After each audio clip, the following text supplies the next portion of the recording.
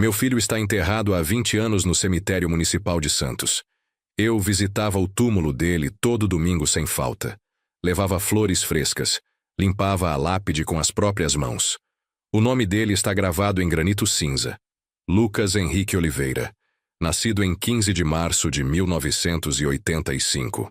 Falecido em 7 de agosto de 2005. 20 anos de idade.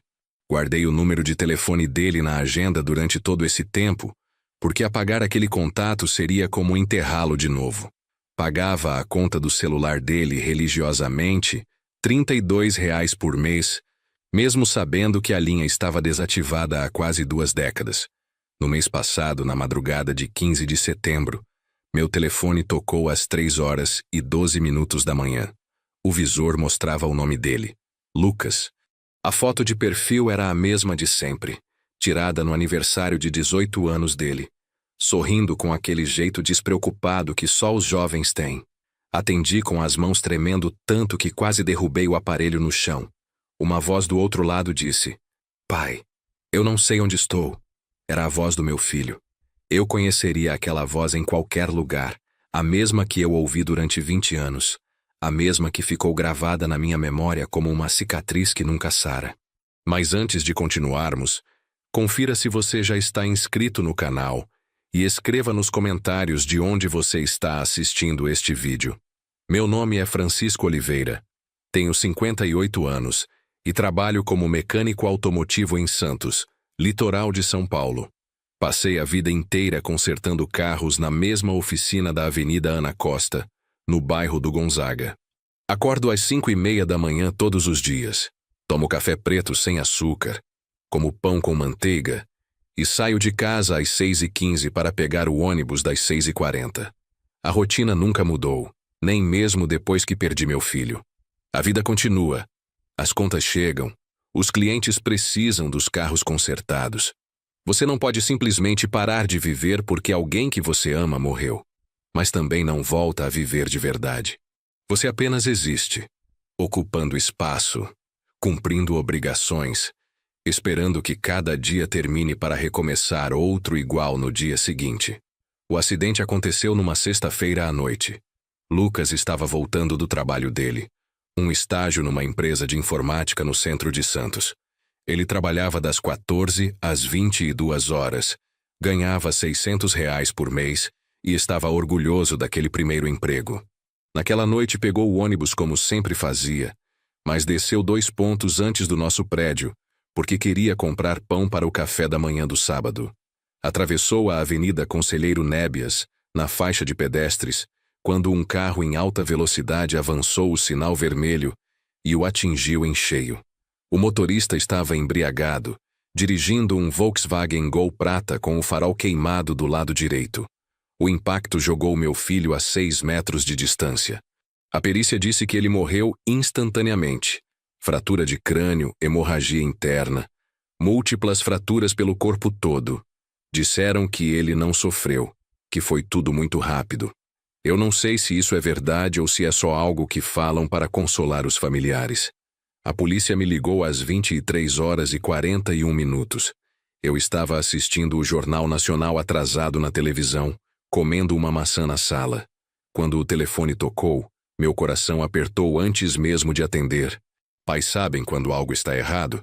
Existe um instinto que dispara como um alarme silencioso dentro do peito.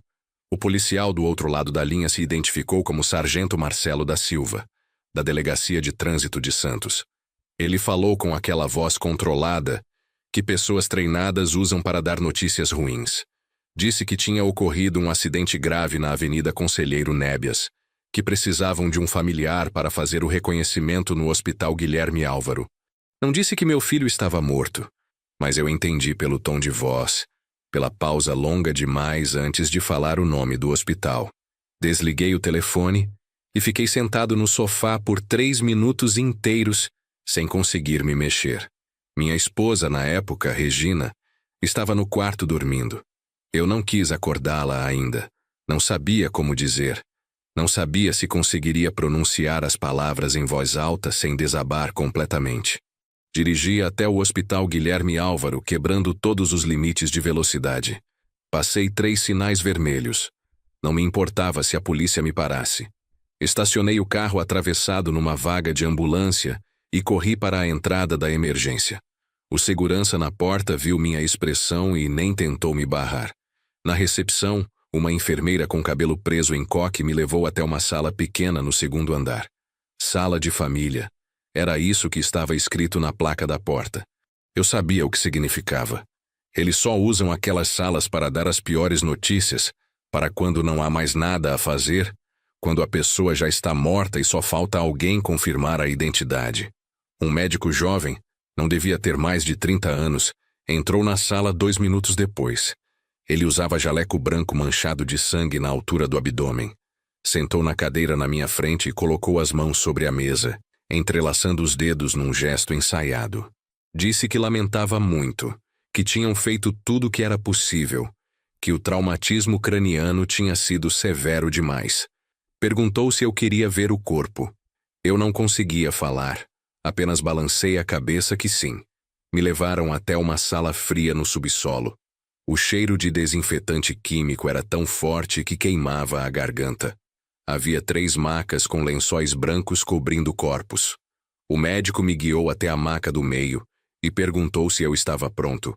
Eu não estava pronto. Ninguém nunca está pronto para ver o próprio filho morto. Mas eu disse que sim, e ele puxou o lençol devagar. Primeiro revelando o cabelo castanho, depois a testa, depois o rosto inteiro. Era Lucas, meu filho. Os olhos dele estavam fechados, a boca entreaberta, a pele com uma cor acinzentada que não parecia natural. Havia um corte profundo na testa esquerda, sangue seco grudado no cabelo, mas o rosto estava intacto, reconhecível. Ainda era ele. Toquei a mão dele e estava gelada, dura, sem vida. Fiquei ali parado, segurando aquela mão fria, esperando que ele abrisse os olhos, que me dissesse que estava tudo bem, que era só um pesadelo. Mas ele não se mexeu. Nunca mais ia se mexer. O velório foi realizado no cemitério municipal de Santos, na Capela São José. Duramos 24 horas com o caixão aberto. Chegaram talvez 50 pessoas ao longo do dia. Amigos da escola, colegas de trabalho, vizinhos do prédio, parentes distantes que eu nem via há anos. Todo mundo falava baixo, como se gritar fosse desrespeitar os mortos. Diziam as mesmas frases vazias que as pessoas sempre dizem. Meus sentimentos. Ele está num lugar melhor. Deus sabe o que faz. Eu ouvia tudo sem realmente escutar. Apenas acenava com a cabeça. Agradecia mecanicamente. Regina ficou sentada na primeira fileira de cadeiras durante as 24 horas inteiras. Ela não chorava, não falava, apenas olhava para o caixão com uma expressão vazia. A irmã dela, Sônia, ficou ao lado dela o tempo todo, segurando a mão dela, oferecendo água que ela não bebia. Eu cuidei de tudo sozinho. Escolhi o caixão, um modelo simples de madeira envernizada que custou R$ 2.400. Escrevi o obituário que foi publicado no jornal A Tribuna. Faleceu ontem, aos 20 anos, o jovem Lucas Henrique Oliveira, vítima de atropelamento. Era filho de Francisco Oliveira e Regina Santos Oliveira. O sepultamento será hoje às 15 horas no cemitério municipal. Comprei um buquê de rosas brancas que custou R$ 120 e coloquei em cima do caixão. O enterro começou pontualmente às 15 horas. O céu estava nublado, ameaçando chuva. 6 homens da funerária carregaram o caixão até o jazigo que eu tinha comprado na semana anterior por R$ 4.500. Era um túmulo simples no quadrante C, longe da entrada principal, embaixo de uma árvore de ipê amarelo. Os coveiros desceram o caixão com cordas grossas. Eu ouvi o som do motor que operava o mecanismo. Ouvi o caixão se acomodar no fundo do buraco com um baque surdo. As pessoas jogaram flores em cima da tampa. Regina jogou uma carta que tinha escrito durante a noite, dobrada em 4 partes. Eu não joguei nada. Apenas fiquei ali parado, vendo aqueles homens de macacão azul começarem a jogar terra com paz. Cada pasada soava como uma pancada no peito. Todos foram embora aos poucos, até sobrar apenas eu e os coveiros. Eles me perguntaram se eu queria esperar terminarem. Eu disse que sim. Fiquei ali parado por 45 minutos, vendo eles encherem o buraco completamente, apertarem a terra, colocarem grama fresca por cima. Durante 20 anos visitei aquele túmulo todo domingo sem falta. Acordava às 6 da manhã, tomava banho, vestia roupa limpa e saía de casa às 7. Pegava 2 ônibus para chegar ao cemitério. A viagem toda durava 1h15 minutos. Chegava sempre por volta das 8h15, quando o portão principal abria para visitantes.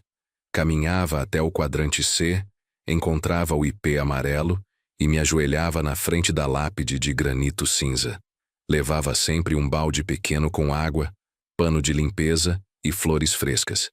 Limpava a lápide inteira, tirava folhas secas, arrancava o mato que crescia ao redor. Depois sentava no chão e conversava com ele. Contava sobre a semana, sobre os carros que tinha consertado na oficina, sobre o trânsito que estava cada vez pior em Santos, sobre as notícias que via na televisão. Falava com ele sobre coisas que não conseguia falar com mais ninguém. Pensamentos que ficavam presos dentro da minha cabeça durante os outros 6 dias da semana. Ficava ali por 2 horas, às vezes 3, apenas eu e ele. Apenas eu e aquela pedra fria com o nome dele gravado. Regina parou de ir ao cemitério depois de 6 meses. Ela disse que não aguentava ver o túmulo, que a dor era grande demais. Eu entendi. Cada pessoa lida com o luto do jeito que consegue. Mas eu precisava ir. Precisava daquele ritual, daquela conexão, mesmo que fosse só uma ilusão. 3 anos depois do acidente, Regina pediu o divórcio. Ela disse que não conseguia mais viver naquela casa, que cada cômodo trazia lembranças demais, que precisava recomeçar. Eu assinei os papéis sem discutir. O apartamento ficou comigo. Ela levou metade do dinheiro que tínhamos guardado e alugou um lugar no bairro do Embaré. 6 meses depois, ela conheceu outro homem, um engenheiro chamado Paulo, 10 anos mais novo que ela. Casaram num cartório pequeno, apenas com testemunhas obrigatórias. 2 anos depois, ela teve outro filho, um menino que chamaram de Pedro. Ela me ligou para contar, disse que estava feliz, que tinha conseguido seguir em frente. Eu disse que ficava feliz por ela, e era verdade. Mas eu não consegui seguir em frente. Mantive o quarto do Lucas exatamente como ele deixou. As roupas continuaram penduradas no guarda-roupa. Os livros permaneceram na estante. O computador velho ficou em cima da mesa. Eu entrava naquele quarto 1 vez por semana para limpar a poeira, mas nunca mexi em nada. O número de telefone do Lucas ficou salvo na minha agenda durante os 20 anos inteiros. Eu via aquele nome toda vez que abria a lista de contatos. Lucas, filho. Algumas pessoas me disseram que eu devia apagar, que estava me fazendo mal, que precisava deixar ir. Mas eu não conseguia. Apertar o botão de excluir parecia uma traição, como se estivesse matando ele de novo, apagando a última prova física de que ele tinha existido.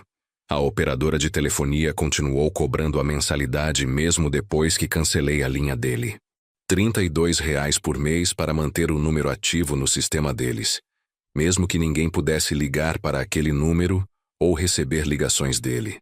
Eu pagava religiosamente todo mês no débito automático. Era um pequeno preço para manter aquela conexão viva, mesmo que fosse apenas simbólica. Apenas números numa tela de celular. Às vezes, nos momentos mais difíceis, eu abria a agenda e ficava olhando para aquele contato. Apertava o botão de ligar, mas desligava antes de completar a chamada. Eu sabia que ia ouvir apenas uma gravação dizendo que o número estava fora de serviço. Mas tinha uma parte irracional de mim que guardava uma esperança absurda de que um dia ele fosse atender, de que tudo tivesse sido um erro terrível, um pesadelo longo demais. Liguei para aquele número centenas de vezes ao longo dos anos. Sempre a mesma mensagem gravada. O número que você discou não está disponível no momento. Eu ouvia aquela frase robotizada e desligava, sentindo um vazio crescer dentro do peito. Mas continuava tentando mês após mês, ano após ano, sabendo que nunca ia funcionar, mas incapaz de parar. Na madrugada de 15 de setembro, 20 anos depois do acidente, meu telefone tocou às 3h12 da manhã. Eu estava dormindo no quarto, enrolado no cobertor velho que uso há mais de uma década. O som do toque me acordou de imediato. Peguei o celular na mesinha de cabeceira e olhei para a tela. O nome que aparecia era Lucas, filho. A foto de perfil mostrava ele sorrindo. Aquela mesma foto de 18 anos que eu nunca tinha mudado. Meu coração começou a bater tão forte que eu conseguia ouvir o pulso latejando nos ouvidos. As mãos começaram a tremer. O quarto estava escuro. Apenas a luz da tela do celular iluminava meu rosto. O telefone tocou uma vez, 2 vezes, 3 vezes. Eu não conseguia me mexer. Estava paralisado na cama, segurando o aparelho como se fosse explodir nas minhas mãos. Aquilo era impossível. O número estava desativado há quase 20 anos. Eu tinha tentado ligar centenas de vezes e sempre recebia a mensagem de que estava fora de serviço. Como ele poderia estar me ligando agora? Na 4ª vez que tocou, alguma coisa dentro de mim se quebrou. Meu polegar se moveu sozinho e apertou o botão verde de atender. Levei o telefone até a orelha com a mão tremendo tanto que bati o aparelho na própria cabeça. Por 3 segundos, não ouvi nada. Apenas silêncio do outro lado. Então ouvi uma respiração. Lenta, pesada, humana. Alguém estava lá. Tentei falar, mas minha garganta estava fechada. Nenhum som saiu. Então uma voz falou. Pai. Uma palavra só. Baixa, confusa, assustada. Mas era a voz dele. A voz do meu filho. Eu conhecia aquela voz melhor do que conhecia a minha própria. Ouvi aquela voz todos os dias durante 20 anos da vida dele. Continuei ouvindo ela nos meus sonhos durante os 20 anos depois que ele morreu. Aquilo não era uma gravação. Não era minha imaginação. Era ele. Realmente ele. Falando comigo através do telefone. Minha visão ficou embaçada. Lágrimas começaram a descer pelo meu rosto sem que eu percebesse. Eu ainda não conseguia falar. Minha boca se abria, mas nenhuma palavra saía. Do outro lado da linha, a voz continuou. Pai, você está aí? Havia desespero naquele tom, medo, confusão. Forcei o ar para dentro dos pulmões e consegui sussurrar. Lucas. Minha voz não parecia a minha. Estava rouca, quebrada, irreconhecível. Silêncio do outro lado por 3 segundos que pareceram 3 horas. Então, sou eu, pai. Onde eu estou? Nada aqui faz sentido. Acendi a luz do quarto com mão trêmula. Precisava pensar claramente. Precisava entender o que estava acontecendo. O que você quer dizer? Perguntei, tentando manter a voz firme. Onde você está ligando? Ouvi a respiração dele acelerar, ficando mais rápida, quase ofegante. Eu não sei, ele disse. Eu não sei onde estou. Nada faz sentido. Pai, alguma coisa está muito errada. Tudo parece diferente. As pessoas não me veem. Eu tento falar e ninguém responde. Levantei da cama, ainda segurando o telefone contra a orelha. Minhas pernas mal me seguravam. Cambaleei até a parede e me apoiei nela. Lucas, me diz o que aconteceu. Onde você esteve? A pergunta era absurda. Eu sabia disso. Ele estava morto. Eu o enterrei. Mas ele estava falando comigo naquele momento. E meu cérebro não conseguia processar a contradição impossível. Eu me lembro do acidente, ele disse. E sua voz estava ficando cada vez mais desesperada. Eu me lembro do carro me acertando. Eu senti a dor. Eu senti tudo escurecer. Eu morri, pai. Eu sei que morri. Mas então eu acordei e estava em outro lugar. E agora não consigo entender onde estou ou o que está acontecendo. Minha respiração estava acelerada agora. O coração batia tão forte que doía. Você está machucado? Perguntei. Silêncio. Depois, não. Eu acho que não. Mas eu não me pareço certo. Quando olho no espelho, vejo alguém mais velho. Alguém que se parece comigo, mas não sou eu. Me diz onde você está, eu disse tentando manter a calma. Me dá um endereço, um ponto de referência, qualquer coisa. Eu vou até você agora. Ouvi sons do outro lado, passos, uma porta se abrindo. Eu não sei o endereço, Lucas disse. Estou dentro de um prédio. Parece abandonado. Tem apartamentos vazios. Vou procurar alguma coisa com endereço escrito. Mais sons de passos, portas, coisas sendo mexidas. Fiquei parado no meu quarto, esperando, mal conseguindo respirar. Cada segundo parecia durar uma eternidade. Então a linha ficou muda. O silêncio absoluto. Lucas. Chamei. Nada. Lucas, você está aí? Nada. Olhei para a tela do celular. A ligação tinha caído. O timer mostrava 7 minutos e 18 segundos. Imediatamente tentei ligar de volta. O telefone chamou uma vez e caiu numa gravação automática. O número que você discou não está disponível. Tentei novamente. Mesma mensagem. Tentei mais 15 vezes seguidas, apertando o botão com força cada vez maior. Sempre a mesma resposta. O número estava fora de serviço de novo. Sentei na beirada da cama, ainda segurando o celular. Estava tremendo inteiro agora, não só as mãos, mas o corpo todo. Abri o registro de chamadas. Lá estava. Lucas, filho, 3 horas e 12 minutos da manhã. 7 minutos e 18 segundos de duração. Aquilo era real. Tinha acontecido. Não era sonho. Não era alucinação. Meu filho morto tinha me ligado. Tirei uma captura de tela do registro de chamadas. Precisava de prova. Precisava de evidência de que não estava enlouquecendo. O resto daquela noite passou sem que eu conseguisse dormir. Fiquei sentado na sala, com todas as luzes acesas, olhando para o telefone, esperando que tocasse de novo. Mas não tocou. Às 6 da manhã desisti de esperar. Tomei banho e fui trabalhar. Não consegui contar para ninguém. Quem acreditaria? Meu filho morto me ligou ontem à noite. Iam pensar que eu estava louco, que finalmente o luto tinha me quebrado de vez. 3 dias se passaram. 3 dias inteiros sem nenhuma ligação, sem nenhuma mensagem, sem nenhum sinal. Eu mal comia, mal dormia. Apenas ficava olhando para o telefone, esperando. Ia para o trabalho, mas não conseguia me concentrar. Fiquei com um carro parado na oficina por 2 dias, porque não conseguia lembrar qual peça estava trocando. Meu chefe, seu Antônio, me perguntou se estava tudo bem. Disse que sim, só estava cansado. Ele me olhou com preocupação, mas não insistiu. À noite voltava para o apartamento e sentava no sofá com o celular na mão. Não assistia televisão, não comia jantar direito, apenas esperava. Tentei ligar para o número do Lucas mais de 100 vezes durante aqueles 3 dias. Sempre a mesma mensagem automática. O vizinho do apartamento ao lado, seu Mário, bateu na porta perguntando se eu estava bem. Disse que tinha ouvido eu falando sozinho durante a madrugada. Inventei uma desculpa qualquer e fechei a porta. Na quarta noite, às 2h48 da manhã, o telefone tocou de novo. Peguei tão rápido que quase deixei cair. Lucas.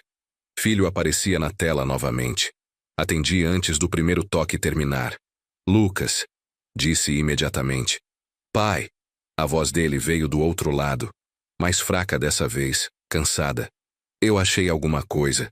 Achei um endereço. Meu coração disparou. Peguei um pedaço de papel e uma caneta que estavam na mesinha de centro. Fala, disse. Fala devagar que eu vou anotar.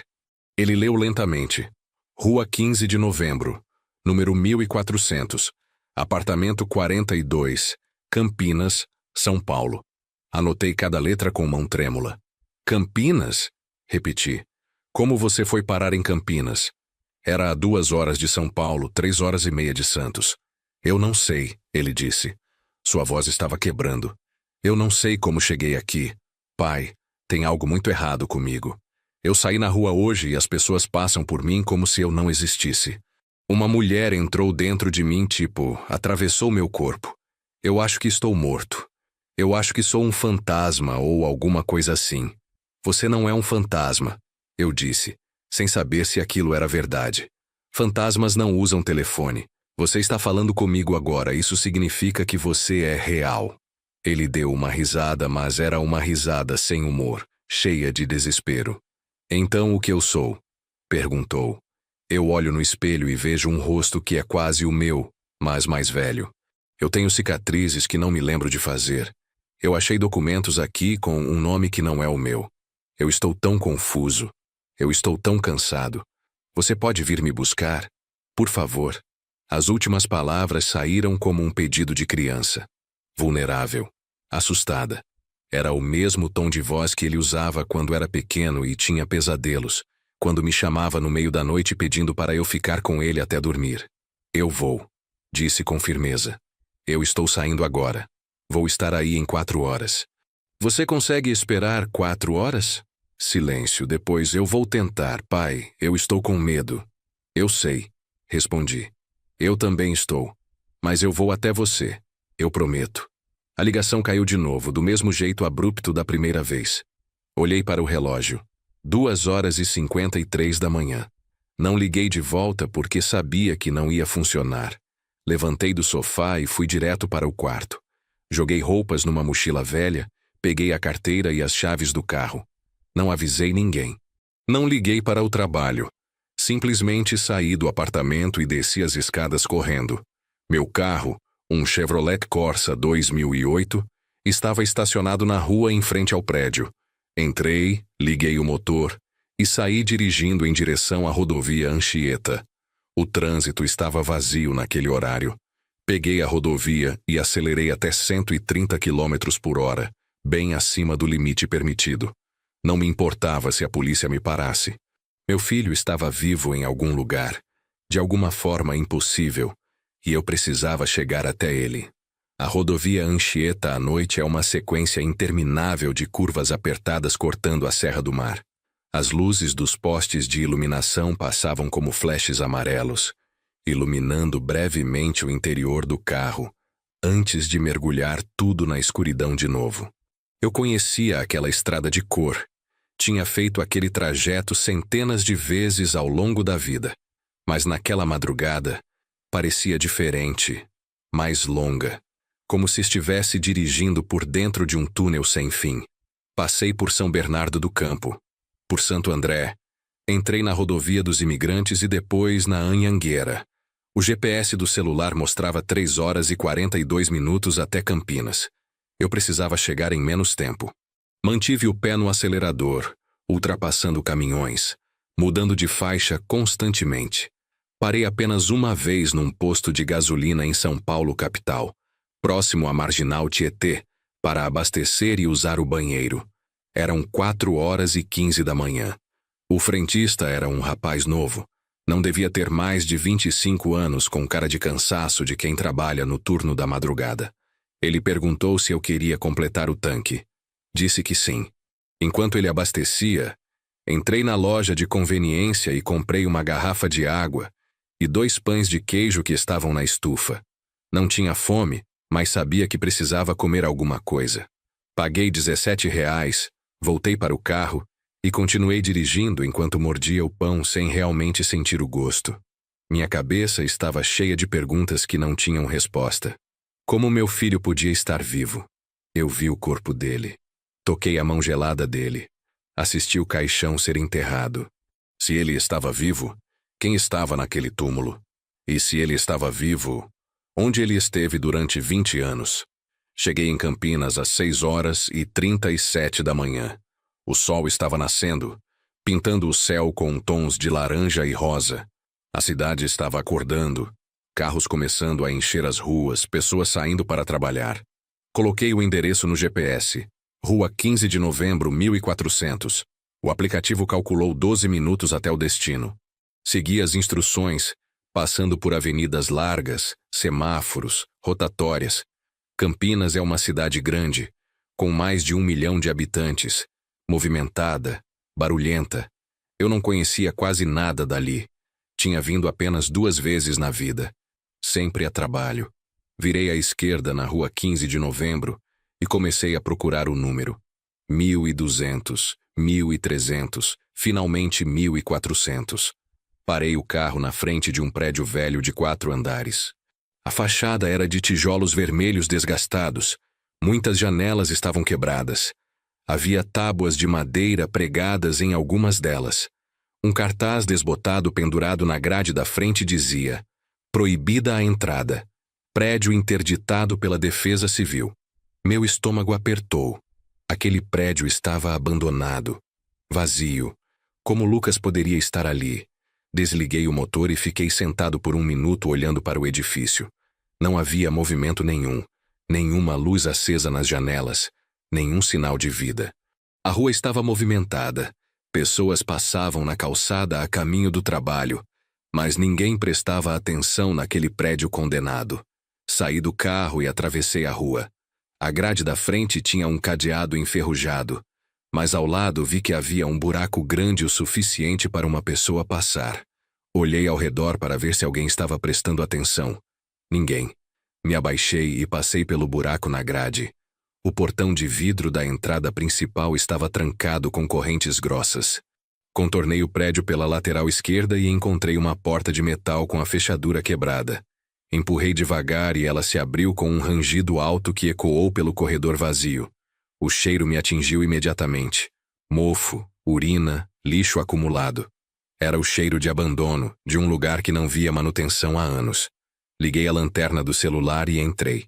O corredor estava escuro mesmo com a luz do sol lá fora. Paredes descascadas, grafites rabiscados por toda a parte, pedaços de entulho espalhados pelo chão. Havia portas de apartamentos abertas dos dois lados. Olhei dentro do primeiro. Completamente vazio. Apenas lixo e escombros. O segundo era igual.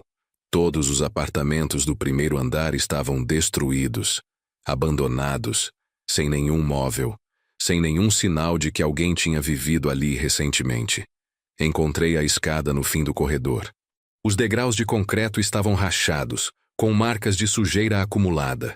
Não havia corrimão, apenas buracos na parede onde ele tinha sido arrancado. Subi com cuidado, testando cada degrau antes de colocar o peso completo. Cheguei ao segundo andar. Mesmo cenário. Apartamentos abertos, destruídos, vazios.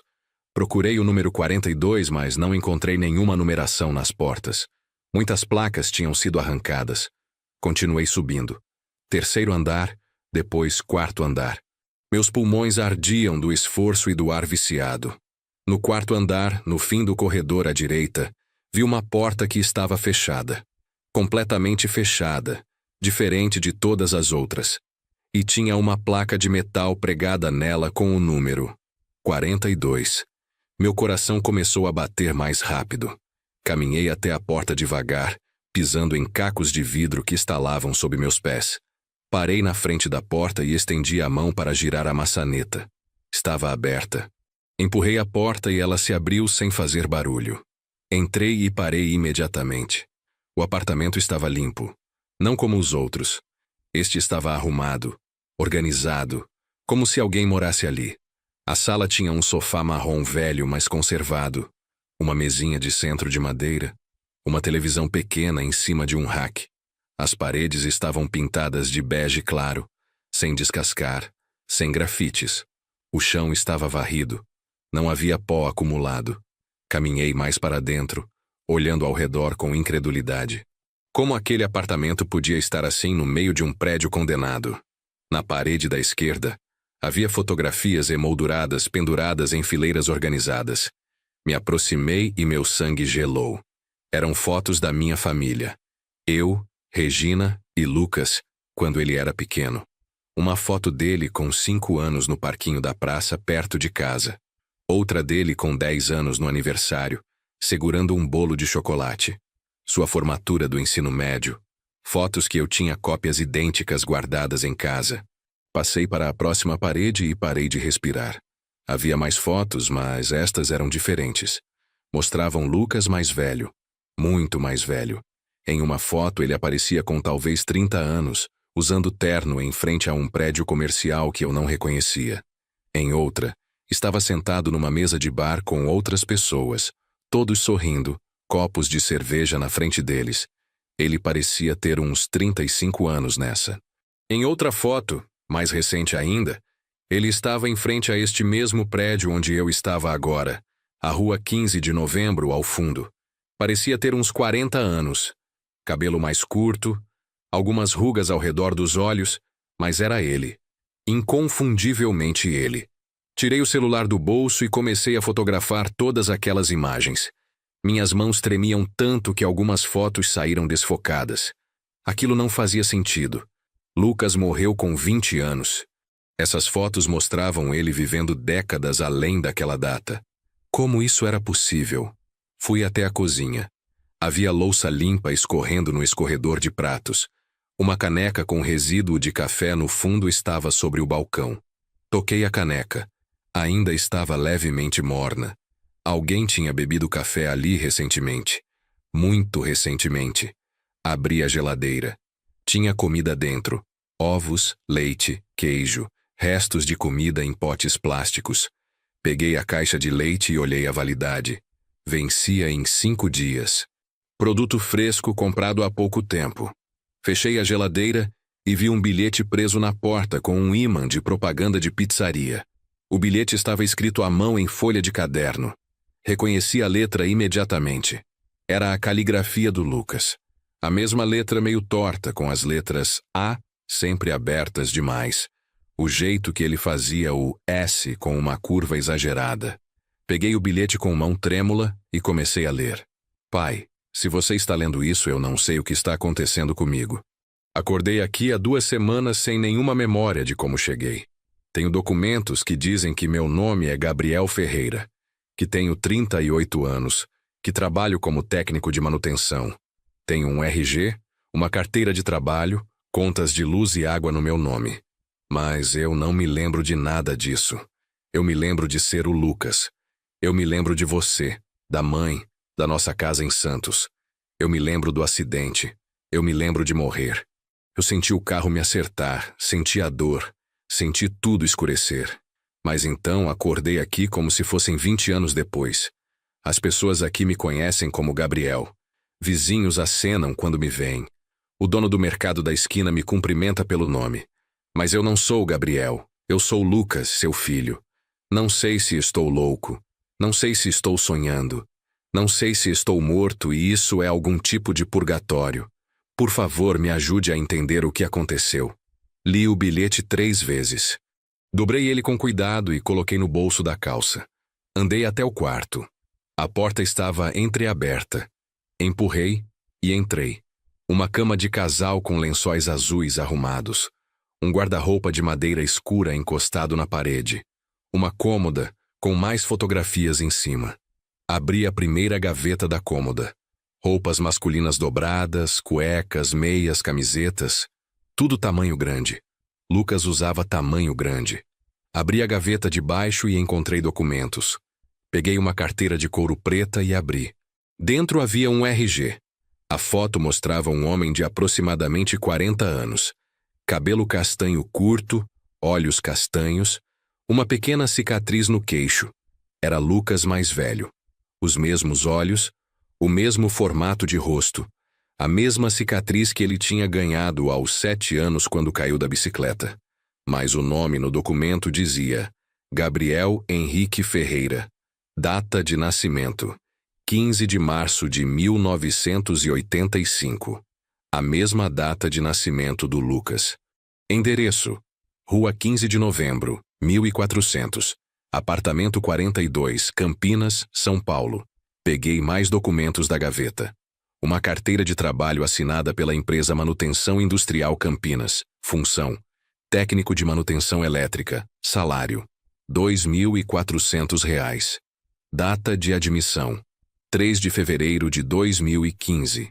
10 anos atrás. Havia contra-cheques grampeados mostrando pagamentos mensais regulares durante todos esses anos. Encontrei contas de luz, água, internet, todas em nome de Gabriel Henrique Ferreira. Todas pagas em dia. A pessoa que vivia ali tinha uma vida completa, documentada, normal. Mas, segundo o bilhete, essa pessoa não se lembrava de ter vivido essa vida. Continuei procurando e encontrei uma pasta de plástico transparente cheia de papéis médicos. Abri e comecei a ler. Eram prontuários do Hospital Municipal de Campinas, datados de novembro de 2005, 20 anos atrás. O mesmo mês e ano do acidente do Lucas. Li cada página com crescente horror. Segundo os registros, um homem não identificado deu entrada no hospital no dia 8 de novembro de 2005, às 4h23 da manhã. Vítima de atropelamento, múltiplas fraturas, traumatismo craniano severo, em estado de coma. Não portava documentos. Não foi encontrada identificação no local do acidente. Passou por cirurgia de emergência. Ficou em coma por 9 dias. Quando acordou no dia 17 de novembro, apresentava amnésia retrógrada completa. Não se lembrava do próprio nome, da família, de nada anterior ao acidente. Passou 3 meses internado enquanto assistentes sociais tentavam descobrir quem ele era. Ninguém nunca o procurou.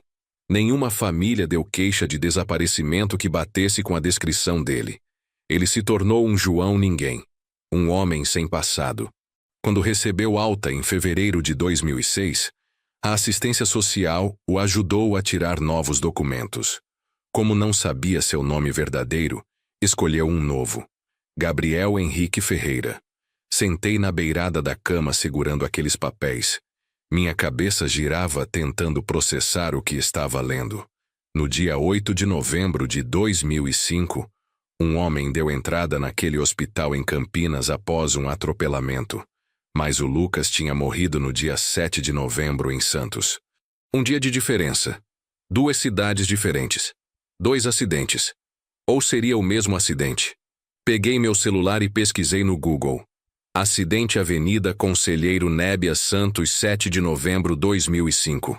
Apareceram algumas notícias antigas de jornais locais. Abri a primeira. Jovem morre atropelado na Avenida Conselheiro Nébias. Lucas Henrique Oliveira, 20 anos, foi atingido por motorista embriagado na noite de ontem e não resistiu aos ferimentos. O motorista, José Augusto Pires, 52 anos, foi preso em flagrante. Li a notícia inteira. Falava sobre o acidente, sobre Lucas ser estudante de informática, sobre o motorista estar 3 vezes acima do limite de álcool permitido, mas não mencionava nenhum outro ferido. Era apenas um acidente, um carro, uma vítima. Voltei aos registros médicos de Campinas.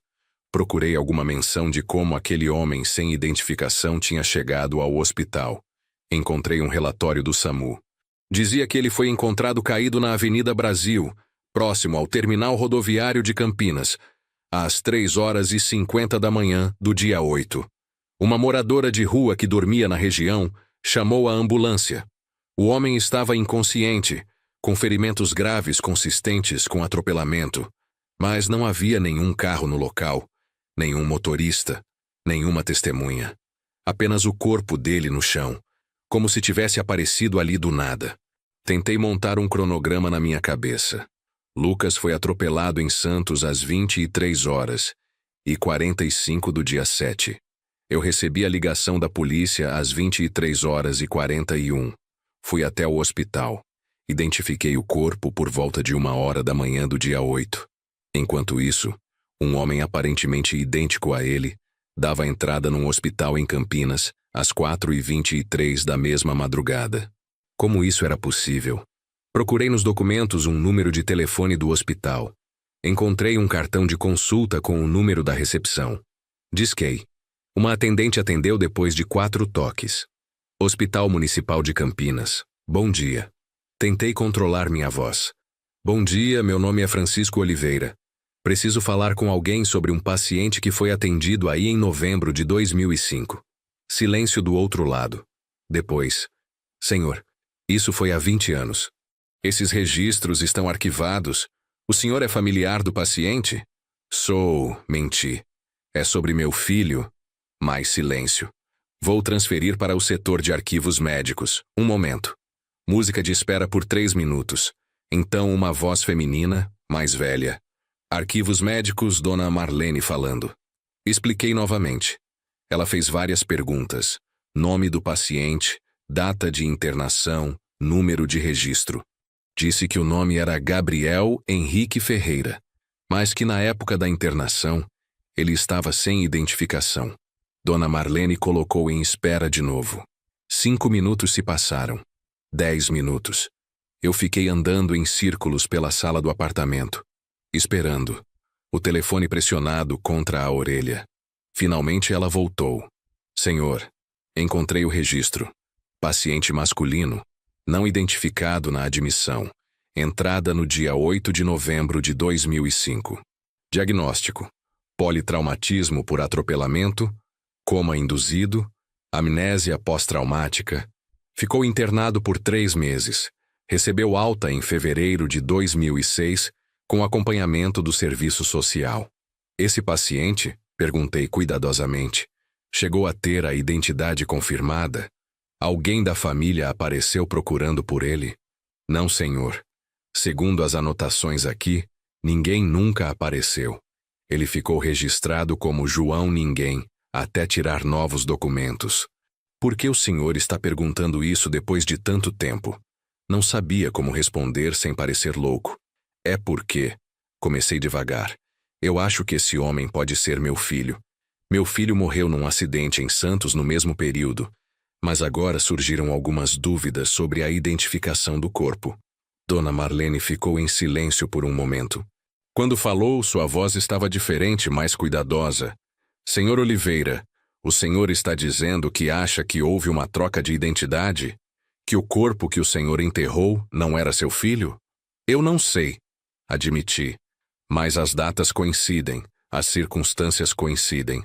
Preciso saber se existe alguma forma de confirmar a identidade desse paciente. Exame de DNA, digitais, alguma coisa. Ela suspirou. Olha, não foi coletado DNA na época. Isso só é feito em casos específicos.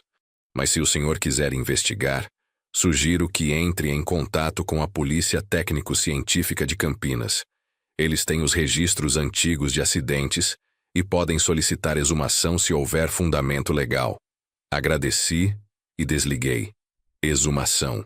Abrir o túmulo em Santos para verificar quem realmente estava enterrado lá. A ideia me deixou enjoado. Voltei para a sala e sentei no sofá. Peguei novamente o bilhete que Lucas, ou Gabriel, tinha deixado. Eu me lembro de morrer. Como alguém pode se lembrar de morrer e continuar vivo? Fiquei naquele apartamento por mais 2 horas procurando qualquer outra pista. Encontrei mais documentos, mais provas de que Gabriel Ferreira tinha vivido ali pelos últimos anos. Contas de supermercado, ingressos de cinema, uma carteirinha de academia de ginástica vencida. Tudo indicando uma vida normal, cotidiana. Mas também encontrei coisas estranhas. Um caderno escondido debaixo do colchão, cheio de anotações confusas. Na primeira página estava escrito em letras grandes: Quem eu sou. As páginas seguintes continham tentativas de se lembrar de algo, qualquer coisa. Sonhei com uma praia. Santos? Conheço Santos? Um homem mais velho aparece nos sonhos. Chama meu nome, mas não é Gabriel. Por que eu me sinto errado dentro deste corpo? No caderno também havia um endereço. Manutenção Industrial Campinas, Rua Abolição, número 2800, o lugar onde Gabriel trabalhava. Olhei no relógio do celular, 10h43 da manhã. Decidi ir até lá. Precisava ver esse homem pessoalmente, olhar no rosto dele, confirmar se realmente era meu filho. Saí do apartamento, desci as escadas do prédio abandonado e voltei para o carro. Coloquei o endereço no GPS. 15 minutos de distância. Dirigi pelas ruas de Campinas tentando organizar os pensamentos. Tudo apontava para uma possibilidade impossível. Meu filho não tinha morrido naquele acidente. Ou melhor, tinha morrido, mas de alguma forma tinha sobrevivido ao mesmo tempo.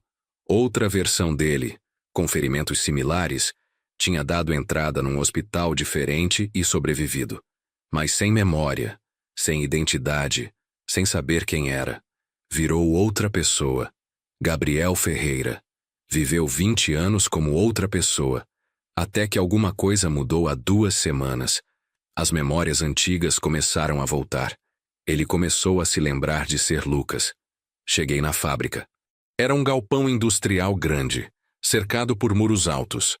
Um porteiro numa guarita na entrada me parou. Perguntei por Gabriel Ferreira. Ele consultou uma prancheta. Gabriel está no turno da tarde hoje. Entra às 14 horas. Eram 11h20. Ainda faltavam quase 3 horas. Perguntei se podia esperar. O porteiro disse que não, que visitantes precisavam de autorização prévia. Voltei para o carro e estacionei do outro lado da rua, de onde podia ver a entrada da fábrica. Decidi esperar ali. Às 13h45, um carro velho, um Ford Fiesta branco, parou na frente da guarita. Um homem saiu do carro. Alto, talvez 1,85 m, cabelo castanho curto, vestindo calça jeans e camiseta preta. Mesmo de longe, reconheci a forma de andar. Era Lucas. Mais velho, mais pesado, com ombros mais largos. Mas era ele. Saí do meu carro rapidamente e atravessei a rua. Ele estava entrando pela guarita quando gritei: "Lucas!" Ele parou. Virou devagar. Me olhou com confusão. Caminhei até ele, meu coração batendo tão forte que eu conseguia ouvir o som nos ouvidos. De perto, a semelhança era inegável. O mesmo formato de olhos, a mesma sobrancelha levemente mais alta do lado esquerdo, a mesma cicatriz pequena no queixo. Mas havia diferenças também. Rugas ao redor dos olhos que não existiam antes, cabelo grisalho nas laterais, mãos maiores, mais calejadas, o rosto de um homem de 40 anos. "Desculpe", ele disse com voz incerta. "Você está falando comigo?" "Lucas", repeti. Minha voz saiu engasgada. "Sou eu, seu pai." Ele me olhou de cima a baixo, confuso. "Meu nome é Gabriel", disse. "Gabriel Ferreira. Acho que você me confundiu com outra pessoa." Mas enquanto falava, algo passou pelo rosto dele. Reconhecimento. Medo. Ele deu um passo para trás. "Eu te conheço", disse lentamente. "Eu te vi antes, nos meus sonhos. Você é o homem dos sonhos." Avancei mais um passo. "Não é sonho. Eu sou seu pai. Seu nome é Lucas Henrique Oliveira. Você nasceu em 15 de março de 1985 em Santos. Você sofreu um acidente quando tinha 20 anos. Eu te enterrei, mas você não morreu. De alguma forma você sobreviveu e acordou aqui sem memória." Ele estava tremendo agora. "Isso não faz sentido. Eu sou Gabriel. Eu tenho documentos, eu tenho um trabalho, eu tenho uma vida. Uma vida que você não se lembra de viver", retruquei. "Você deixou um bilhete no apartamento. Dizia que você se lembra de ser Lucas, de morrer, de mim e da sua mãe." Seus olhos se arregalaram. "Como você sabe sobre o bilhete? Você invadiu minha casa?" "Você me ligou", disse. "2 vezes. Do seu celular velho que estava desligado há 20 anos. Você pediu ajuda. Você me deu o endereço. Você pediu para eu ir te buscar." Gabriel balançou a cabeça violentamente. "Não. Eu não tenho esse número. Eu não te liguei. Você é louco. Sai daqui antes que eu chame a segurança." Ele começou a se afastar, caminhando de costas. "Lucas, espera", implorei. "Eu sei que parece insano. Eu sei. Mas é verdade. Você é meu filho. Eu posso provar." Peguei minha carteira do bolso e tirei uma foto velha que sempre carregava comigo. Era do aniversário de 18 anos do Lucas. A mesma foto que estava salva no meu celular como foto de contato dele. Mostrei para Gabriel. "Esse é você, com 18 anos. Essa foto foi tirada 2 anos antes do acidente. Eu tenho outras fotos em casa, centenas delas de você bebê até adolescente." Ele olhou para a foto. A cor sumiu do rosto dele. "Esse sou eu", sussurrou. "Mas eu não me lembro dessa foto. Não me lembro desse dia. Porque você perdeu a memória no acidente", expliquei. "Mas agora está começando a voltar. É por isso que você deixou aquele bilhete. É por isso que está tendo sonhos." Ele caiu de joelhos no chão, ainda segurando a foto com as 2 mãos. "Eu estou enlouquecendo", disse. Eu achei que estava ficando louco. As memórias, os sonhos, tudo misturado. Eu não sabia o que era real. Me ajoelhei ao lado dele. "Você não está louco. Você está se lembrando. Depois de 20 anos está finalmente se lembrando de quem você era antes." "Mas eu sou Gabriel agora", ele disse, lágrimas começando a escorrer pelo rosto. "Eu vivi 20 anos como Gabriel. Eu tenho amigos, tenho trabalho. Gabriel Ferreira existe. Ele é real." "Eu sei", disse suavemente. "E eu não estou pedindo para você apagar isso. Estou só dizendo que você também era Lucas. E Lucas era meu filho. E eu nunca parei de sentir sua falta." Ele me olhou nos olhos pela primeira vez com verdadeiro reconhecimento. "Pai", sussurrou. E então começou a chorar. Sentamos no meio-fio em frente à fábrica por quase 1 hora. Gabriel, ou Lucas, não conseguia parar de chorar. 20 anos de confusão, de vazio, de não saber quem ele era, tudo vindo à tona de uma vez. Eu coloquei meu braço ao redor dos ombros dele, como fazia quando ele era criança e ficava assustado. Parecia estranho fazer isso com um homem de 40 anos, mas ao mesmo tempo parecia a coisa mais natural do mundo. Ele era meu filho. Não importava quantos anos tinham passado. Eventualmente ele se acalmou. Limpou o rosto com as costas da mão. "O que a gente faz agora?" perguntou com voz rouca. "Precisamos ter certeza", respondi. "Precisamos de prova concreta, um teste de DNA. Se você realmente é meu filho, o DNA vai confirmar." Ele assentiu lentamente. "Como a gente faz isso?" "Eu conheço um laboratório em Santos", disse. "Podemos ir hoje, coletar as amostras, resultados saem em 1 semana." Ele olhou para a fábrica atrás dele. "Eu preciso trabalhar, vou perder o dia." "Isso é mais importante", disse. "Por favor, vem comigo agora." Ele ficou em silêncio por um longo momento. Então se levantou. "Está bem, vamos." Pegamos os 2 carros. Ele seguiu atrás de mim na volta para Santos. A viagem levou 3 horas e meia por causa do trânsito pesado na rodovia Anhanguera. Durante todo o trajeto, eu continuava olhando pelo retrovisor para ter certeza de que ele ainda estava lá, que não tinha mudado de ideia e fugido. Mas ele permaneceu firme, seguindo o meu carro em todo o caminho. Chegamos em Santos às 5h40 da tarde. O laboratório que eu conhecia ficava na Avenida Ana Costa, perto da minha oficina. Estacionamos os carros e entramos juntos. A recepcionista, uma moça jovem com óculos, perguntou o que precisávamos.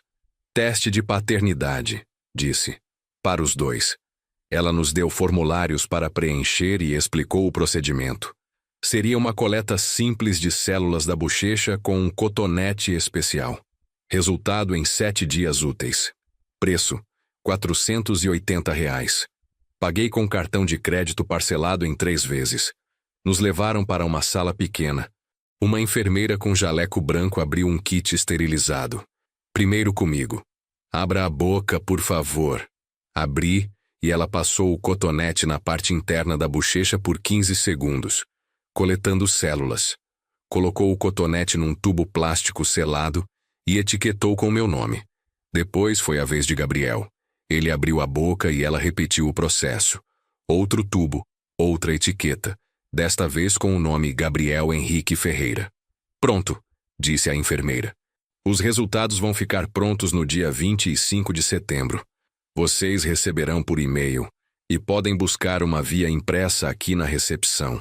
Saímos do laboratório em silêncio. O sol estava se pondo, pintando o céu de laranja e roxo. Ficamos parados na calçada sem saber o que falar. "E agora?", ele perguntou. "Você volta para Campinas?", perguntei. Ele hesitou. "Eu deveria. Tenho trabalho amanhã de manhã, mas eu não sei se consigo dirigir de volta hoje. Estou exausto." "Você pode ficar no meu apartamento", ofereci. "Tenho um sofá, não é muito confortável, mas serve." Ele olhou para mim, depois para o chão. "Obrigado", disse baixinho. Fomos para o meu apartamento caminhando, já que ficava só a 4 quadras dali. Era um prédio velho de 3 andares, sem elevador, no bairro do Boqueirão. Subimos as escadas até o 2º andar. Abri a porta do apartamento e ele entrou atrás de mim. O lugar estava bagunçado. Louça suja na pia, roupas penduradas no varal da área de serviço, pilhas de jornal velho empilhadas num canto da sala. "Desculpa a bagunça", disse. "Eu moro sozinho há muito tempo. Perdi o hábito de arrumar." "Está tudo bem", ele disse olhando ao redor. Seus olhos pararam na porta fechada no fim do corredor. "Aquele é meu quarto?", perguntou. Fiquei paralisado. Não tinha pensado nisso. O quarto dele ainda estava lá, intocado. "É", respondi. "Você quer ver?" Ele assentiu. Caminhamos até a porta. Coloquei a mão na maçaneta, mas hesitei antes de girar. "Está tudo exatamente como você deixou", avisei. Eu nunca mexi em nada. Abri a porta devagar. Gabriel entrou no quarto e parou no meio, girando lentamente para ver tudo. A cama de solteiro com o edredom azul listrado, a escrivaninha de madeira com o computador velho de monitor de tubo, a estante cheia de livros de ficção científica e mangás, pôsteres de filmes nas paredes, Matrix, Senhor dos Anéis, Star Wars, tudo coberto por uma fina camada de poeira, mas preservado, congelado no tempo. Ele caminhou até a escrivaninha e passou os dedos sobre a superfície. Eu me lembro disso, disse com voz trêmula. Eu ficava aqui estudando para as provas. Tinha uma luminária verde que ficava ali no canto. Apontou para o lugar exato onde a luminária costumava ficar. Eu a tinha guardado anos atrás quando queimou. Você está se lembrando?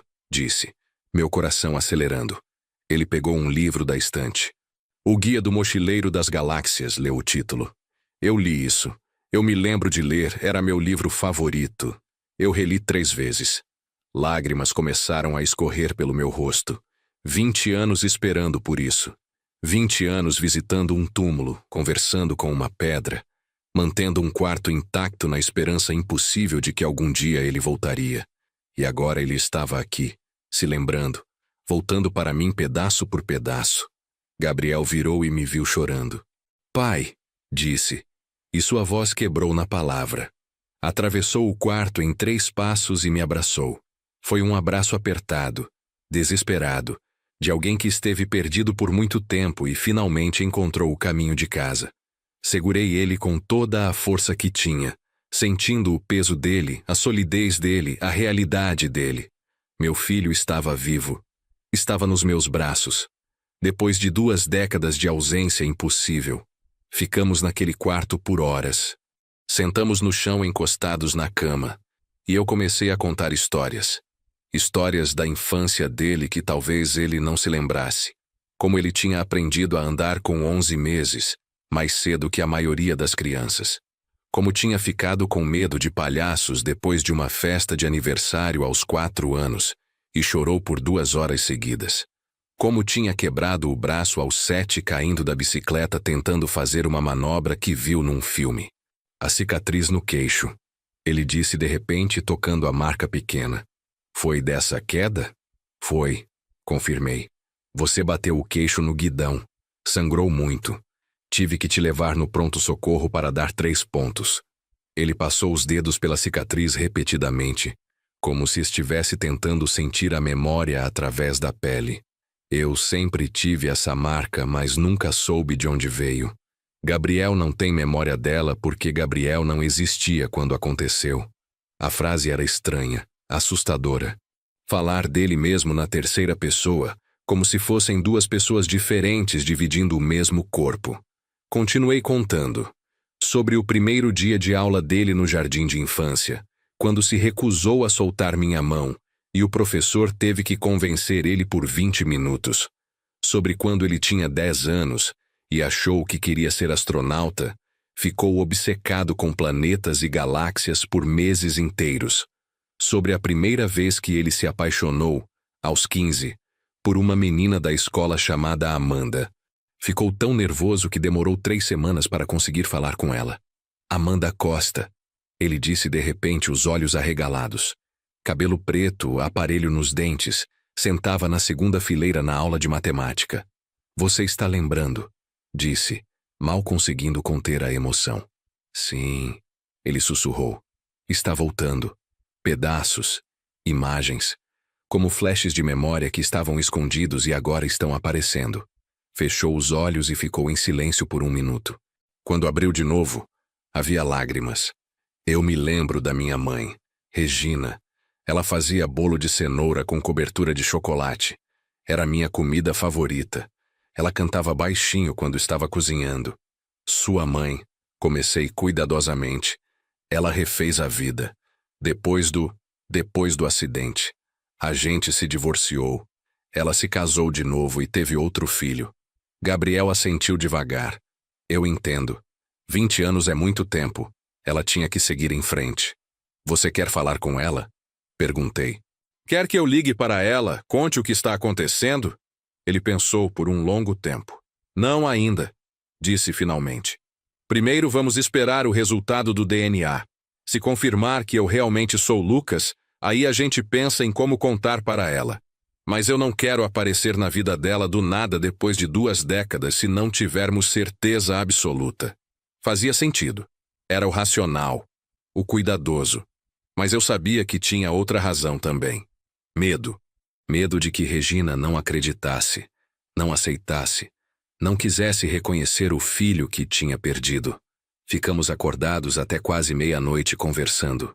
Eu continuava contando histórias e ele continuava se lembrando de pedaços. Não tudo. Havia ainda lacunas enormes, mas era progresso. Era mais do que tínhamos algumas horas atrás. Quando o cansaço finalmente venceu, arrumei o sofá da sala com lençóis e travesseiro para ele. Mas Gabriel olhou para o quarto dele, o quarto preservado, e disse: "Posso dormir lá? No meu quarto?" "Claro", respondi. "É seu." Ele entrou e fechou a porta. Fiquei na sala sozinho, sentado no sofá onde tinha arrumado, incapaz de acreditar no que tinha acontecido naquele dia. Tinha acordado de manhã e dirigido para Campinas sem saber o que ia encontrar. E tinha encontrado meu filho, vivo, confuso, com memórias misturadas, vivendo como outra pessoa há 20 anos, mas vivo. Peguei o celular e abri a foto do túmulo que tinha tirado semanas atrás numa das minhas visitas de domingo. A lápide de granito com o nome Lucas Henrique Oliveira. Se ele estava vivo, quem estava enterrado lá? A pergunta me assombrou até eu finalmente adormecer no sofá às 2 da manhã. Acordei às 6 horas com dor nas costas de ter dormido sentado. Gabriel já estava acordado, sentado à mesa da cozinha tomando café preto. "Bom dia", disse quando me viu. "Bom dia. Conseguiu dormir?" "Pouco. Sonhei com coisas estranhas. Mistura de memórias de Lucas com memórias de Gabriel. No sonho eu era criança, mas também era adulto ao mesmo tempo. Foi confuso." Sentei na frente dele. "Eu preciso te contar uma coisa que vai ser difícil de ouvir." Ele me olhou sério. "Eu enterrei alguém achando que era você. Se você está vivo, significa que tem um corpo no cemitério que não é seu. A gente precisa descobrir quem é." Gabriel ficou pálido. "Você quer abrir o túmulo?" Não era pergunta, era afirmação. "É a única forma de saber", disse. "E se for outra pessoa, essa pessoa merece ser identificada corretamente. Merece ter o nome verdadeiro na lápide. A família dessa pessoa merece saber o que aconteceu." Ele passou as mãos pelo rosto. "Isso vai abrir uma investigação enorme. Polícia, mídia, tudo." "Eu sei", disse. "Mas a gente não pode fugir disso. Se realmente houve uma troca de corpos, foi um erro grave. Tem consequências legais, morais. Não podemos simplesmente ignorar." Gabriel ficou em silêncio por um longo tempo. Finalmente assentiu. "Você está certo. O que a gente precisa fazer?" Expliquei que primeiro precisaríamos esperar o resultado do DNA. Depois, com prova concreta de que ele era meu filho, poderíamos entrar com pedido judicial de exumação. O processo levaria tempo, meses provavelmente, mas era necessário. "E enquanto isso?" ele perguntou. "Enquanto isso, você volta para Campinas, para sua vida como Gabriel. Mas a gente mantém contato. Vamos nos falando todo dia. E eu venho te visitar nos fins de semana se você deixar." "Eu gostaria disso", ele disse com um pequeno sorriso. Era o primeiro sorriso que eu via no rosto dele desde que nos encontramos. Era o sorriso do Lucas. Meu filho estava lá, debaixo das 2 décadas de outra vida, mas estava lá. Gabriel ficou até o meio-dia. Comemos juntos um almoço simples que preparei: arroz, feijão, bife e salada. Durante a refeição, ele contou sobre a vida em Campinas. O trabalho na fábrica consertando máquinas industriais. Os poucos amigos que tinha feito. Principalmente colegas de trabalho. Como sempre sentiu que havia algo faltando. Um vazio que ele não conseguia explicar nem preencher. Era como se eu estivesse vivendo a vida de outra pessoa, disse. E eu realmente estava. Estava vivendo a vida de Gabriel, uma pessoa que não existia antes do acidente. Uma identidade construída do zero porque eu não sabia quem eu realmente era. "Mas agora você sabe", disse. "Ainda não completamente", ele respondeu. Mas estou começando a saber. É como montar um quebra-cabeça gigante onde a maioria das peças ainda está faltando, mas já dá para ver o contorno da imagem. Quando chegou a hora dele partir, caminhamos juntos até o carro dele que estava estacionado na rua. Ele abriu a porta, mas hesitou antes de entrar. Pai, disse. E a palavra ainda soava estranha na boca dele, como se estivesse experimentando um idioma que tinha esquecido. Obrigado por não desistir de mim, por guardar meu quarto, meu número de telefone, por ir até Campinas me procurar. Obrigado por não me deixar perdido. Abracei ele forte. Nunca vou desistir de você. Não importa quantos anos passem, não importa quantos nomes diferentes você use. Você sempre vai ser meu filho. Ele entrou no carro, ligou o motor e abaixou o vidro. Vou te ligar quando chegar em casa, disse. Por favor, liga, pedi. E me liga todos os dias, mesmo que seja só para dizer oi. Prometo. Ele saiu dirigindo e eu fiquei na calçada vendo o carro desaparecer na esquina. Voltei para o apartamento que de repente parecia ainda mais vazio do que antes. Mas era um vazio diferente. Não era mais o vazio da ausência permanente, da morte final. Era apenas o vazio da distância temporária. Ele ia voltar. Íamos nos ver de novo. Tínhamos tempo agora.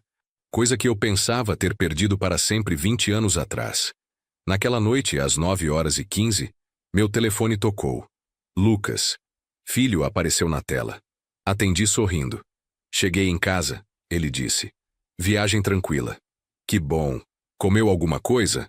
Parei num restaurante na estrada, comi um prato feito. Conversamos por 40 minutos. Sobre nada importante, apenas pai e filho falando sobre o dia. Era normal, comum, banal. Era perfeito. Os 7 dias seguintes foram os mais longos da minha vida. Cada manhã, acordava olhando o calendário, contando quantos dias faltavam até 25 de setembro, o dia que o resultado do DNA ficaria pronto. Continuei trabalhando na oficina, mas minha cabeça estava em outro lugar. Seu Antônio percebeu que algo tinha mudado. Você está diferente, comentou numa quinta-feira à tarde, enquanto eu trocava o óleo de um Fiat Uno. Mais leve. Aconteceu alguma coisa boa. Quase contei para ele. As palavras estavam na ponta da língua. Meu filho está vivo. Mas me contive. Até ter o resultado, até ter certeza absoluta, não podia sair espalhando a notícia. Só umas coisas pessoais se resolvendo. Respondi vagamente. Ele não insistiu. Lucas, ou Gabriel, como ainda tinha que me lembrar de chamá-lo em público, ligava todo dia no horário de almoço dele. Conversávamos por 15, 20 minutos. Ele contava como estava sendo no trabalho, como seus colegas continuavam o tratando como Gabriel, sem nenhuma ideia de que ele estava passando por uma crise de identidade. Também contava sobre as memórias que continuavam voltando. Cada vez mais detalhes da vida como Lucas. O caminho que fazia até a escola. O nome do professor de educação física. A música que estava tocando no rádio no dia do acidente. Eu me lembro de ter atravessado a rua, disse numa das ligações. Me lembro de ver o carro vindo muito rápido. Me lembro de pensar que não ia dar tempo de sair da frente. E me lembro do impacto. A dor foi indescritível. E depois tudo ficou escuro. Mas não foi um escuro vazio. Foi como se eu estivesse caindo por um túnel muito longo. E quando parei de cair, acordei num lugar diferente. Num hospital diferente. Como Gabriel. Você acha que morreu e voltou? Perguntei, sem saber como formular a pergunta de outra forma. Não sei. Talvez. Ou talvez a consciência, a alma, sei lá como chamar, saltou de um corpo para outro no momento da morte. Parece coisa de filme, mas não tenho outra explicação. Nenhum de nós tinha. Estávamos lidando com algo que não deveria ser possível, algo que desafiava toda lógica e ciência. Finalmente chegou 25 de setembro. Acordei às 5 da manhã mesmo sem o despertador tocar. Tomei banho, me vesti e fiquei sentado na sala esperando o laboratório abrir às 8 horas. Tinha combinado com Gabriel que íamos juntos buscar o resultado. Ele saiu de Campinas às 5h30 da manhã e chegou em Santos às 9h20. Nos encontramos na frente do laboratório. Ele estava pálido, nervoso. Pronto? Perguntou. Não, admiti. Mas vamos assim mesmo. Entramos juntos. A mesma recepcionista de uma semana atrás nos atendeu. Bom dia. Vieram buscar resultado? Sim. Teste de paternidade para Francisco Oliveira e Gabriel Ferreira. Ela digitou no computador. Um momento. Foi até uma sala nos fundos e voltou com um envelope lacrado. Resultado está aqui. Os senhores podem abrir agora ou levar para ler em casa, como preferirem. Peguei o envelope com mãos que tremiam visivelmente. Vamos abrir aqui, disse. Gabriel concordou com um aceno de cabeça. Abrimos o envelope ali mesmo, na recepção, com a moça nos olhando curiosa. Tirei as folhas de dentro. Eram 3 páginas cheias de termos técnicos, tabelas com números, gráficos que eu não entendia. Pulei tudo isso e fui direto para a conclusão no fim da 3ª página. Com base na análise de 20 marcadores genéticos, a probabilidade de paternidade entre Francisco Silva Oliveira e Gabriel Henrique Ferreira é de 99,99%. Conclusão. A paternidade está praticamente comprovada. Li em voz alta. Gabriel estava segurando a borda do balcão da recepção com tanta força que seus dedos ficaram brancos. É positivo, ele sussurrou. Eu sou seu filho. Realmente sou. Minhas pernas falharam. Sentei numa das cadeiras da sala de espera antes de cair. 20 anos. 20 anos achando que meu filho estava morto. Visitando um túmulo que não era dele. Chorando por uma perda que não era real. E agora tinha prova científica incontestável de que ele estava vivo. Gabriel sentou ao meu lado. Nenhum de nós conseguia falar. A recepcionista, percebendo que algo importante estava acontecendo, discretamente voltou para trás do balcão e fingiu estar ocupada com papéis. O que a gente faz agora? Gabriel perguntou depois de um longo silêncio. Agora, respondi. A gente precisa descobrir quem está enterrado no lugar de você. Procurei um advogado especializado em direito civil. O escritório ficava no centro de Santos, numa sala pequena no 3º andar de um prédio comercial antigo. Dr. Renato Almeida, 40 e poucos anos, terno amarrotado, pilhas de processos espalhados pela mesa. Contei a história inteira. No começo ele me olhava com ceticismo, como se estivesse lidando com um louco. Mas quando mostrei o resultado do DNA, sua expressão mudou. Isso é extraordinário, disse, ajeitando os óculos para ler o documento novamente. Em 30 anos de advocacia, nunca vi nada assim. Preciso pedir exumação do corpo, expliquei. Preciso descobrir quem realmente está enterrado lá. Dr. Renato pegou um bloco de notas e começou a escrever. Isso vai exigir autorização judicial. Vamos ter que abrir um processo, apresentar todos os documentos. Certidão de óbito do Lucas, resultado desse DNA. Os registros médicos de Campinas. O juiz vai nomear um perito para fazer a exumação e identificação do corpo. Pode levar de 3 a 6 meses. 6 meses? Repeti, frustrado. Não tem como ser mais rápido? Infelizmente não. O sistema judicial brasileiro não é conhecido pela velocidade. Mas vou fazer o possível para acelerar, dado que se trata de um caso excepcional. Ele começou a preparar a petição inicial naquela mesma semana. Precisou de toda a documentação. Minha certidão de nascimento, certidão de casamento, certidão de óbito do Lucas, registros do hospital em Santos da noite do acidente, os registros do hospital em Campinas, o resultado do DNA, fotos antigas do Lucas para comparação. Foi um trabalho imenso reunir tudo. Parte da documentação estava arquivada em cartórios, parte estava guardada em caixas no meu apartamento que eu não abria há anos. Gabriel me ajudou a procurar. Passamos um fim de semana inteiro revirando papéis velhos, encontrando documentos amarelados pelo tempo.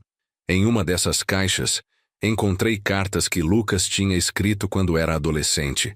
Bilhetes bobos que ele deixava na geladeira. Pai, fui na casa do amigo. Volto para jantar.